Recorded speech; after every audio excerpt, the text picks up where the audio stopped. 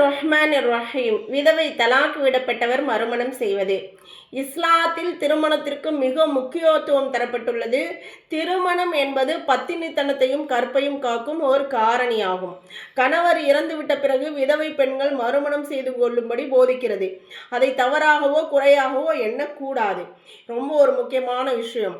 மறுமணம்ங்கிறது எல்லாத்துக்குமே ஒரு பாதுகாப்பு தரக்கூடியது. கண்ணியமாக சமுதாயத்தில் வாழ்றதுக்கு மிக அவசியமானது மறுமணம். மேலும் அவ்விதவையின் பெற்றோர் அல்லது உறவினர் அவளுக்கு தகுந்த பொருத்தமான ஒருவரை தேர்வு செய்து மனம் முடித்து வைக்க வேண்டும். குரானில் கூறப்பட்டுள்ளது, உங்களில் எவருக்கு அச்சமயம் திருமணமாகாமல் இருக்கிறதோ அவர்களுக்கு மறுமணம் முடித்து வையுங்கள். அதாவது கல்யாணம் ஆயிடுச்சுல, இனி வாழ்க்கை போயிடுச்சு, நீ எப்படி காலத்தை கழிக்க வேண்டியதான், ஒரு புள்ள 2 புள்ள இருக்கு, அந்த பிள்ளைகளை வச்சு காலத்தை கழிக்க வேண்டியதான். இந்த மாதிரியான எண்ணத்துல யாரும் விடக்கூடாது. மறுமணம் செய்வதை மிகவும் கேவலமாகவும் அசிங்கமாகவும் கருதக்கூடாது. உணர்வு என்பது மனிதர்கள்ல இருந்து மிருகங்கள்ல இருந்து பறவைகளில் இருந்து எல்லோருக்கும் அது உரித்தானது. எப்படி உணவு முக்கியமோ அதே மாதிரி உடலுடைய அந்த உணர்வுகளும் ரொம்ப முக்கியமான ஒரு விஷயமா இருக்கு. அப்போ நம்ம யாரையும் தடுத்து ஒவ்வொருத்தருடைய தேவைகளும் ஹலாலான முறையில் நிறைவேறலைன்னா அவங்க வேறு ஏதாவது ஒரு முறையில் அவங்க அந்த தன்னுடைய உணர்வுகளுக்காக போயிட்டாங்கன்னா சம்பந்தப்பட்டவங்க தான் பாதிப்புக்குள்ளானவங்களாக ஆக முடியும்.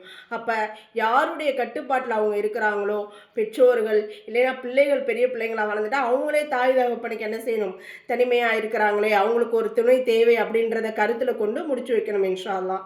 ஹதீஸுகளிலும் மறுமணம் புரிவதற்கு ஆர்வப்படுத்தி கூறப்பட்டுள்ளது. ஒரு ஹதீஸில் முஹம்மது நபி ஸல்லல்லாஹு அலைஹி வஸல்லம் அவர்கள் அருளினார்கள், ஏழையாவாள், எந்த பெண்ணுக்கு கணவர் இல்லையோ அவள் ஏழையாவாள். வினவப்பட்டது, ரசூலாடு கேட்குறாங்க, அல்லாஹ்வின் தூதரே, அந்த பெண் பணக்காரியாக இருந்தாலும் ஏழையாவாளா?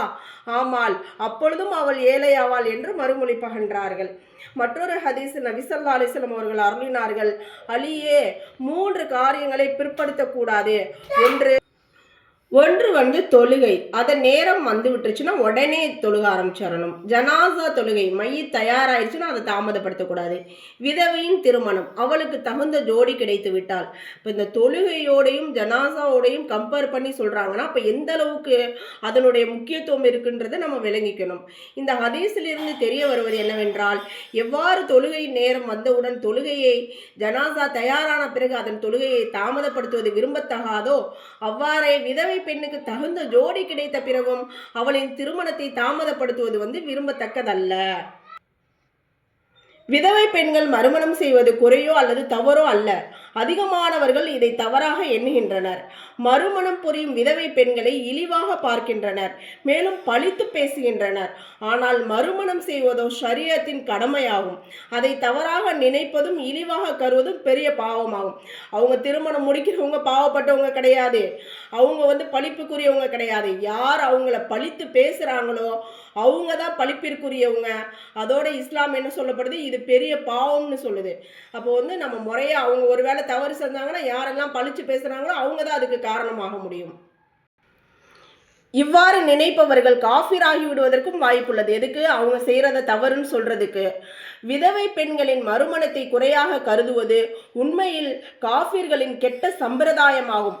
அவர்களின் மதத்தில் கணவர் இறந்த பிறகு அவள் வேறு எவரையும் மனம் செய்ய இயலாது. வாழ்க்கை முழுக்க தனிக்கட்டையாகவே இருக்க வேண்டும்.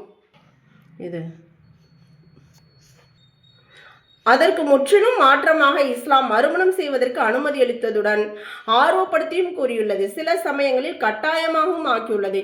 இத்தத், அந்த முதல் திருமணத்தினுடைய வஃபாத்தோ அல்லது தலாக்கோ ஆன பின்னாடி இத்தத் முடிந்த பிறகு அவள் வேறொரு ஆணை மறுமணம் புரியலாம்.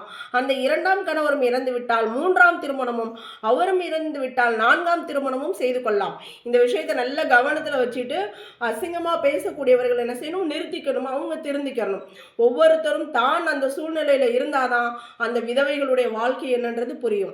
சஹாபா பெண்மணிகள் இந்த கட்டளைகளை செயல்படுத்தி காட்டினார்கள். இது போன்ற நிறைய சம்பவங்கள் அவர்களின் வாழ்வில் நிகழ்ந்திருக்கின்றன. அவர்கள் முதல் கணவர் இறந்த பிறகு 2ஆமவரையும், அவர் இறந்த பிறகு 3ஆமவரையும், அவரும் இறந்த பிறகு 4ஆமவரையும் திருமணம் செய்து வாழ்ந்து கொண்டார்கள். அப்போ வயசு அவசியம் கிடையாது. எத்தனை வயது வந்தாலும் கூட அவங்களுக்கு தேவை ஏற்பட்டால் அவங்க முடிச்சுக்கலாம். இது நமக்கு அவசியமான விஷயம் கிடையாது.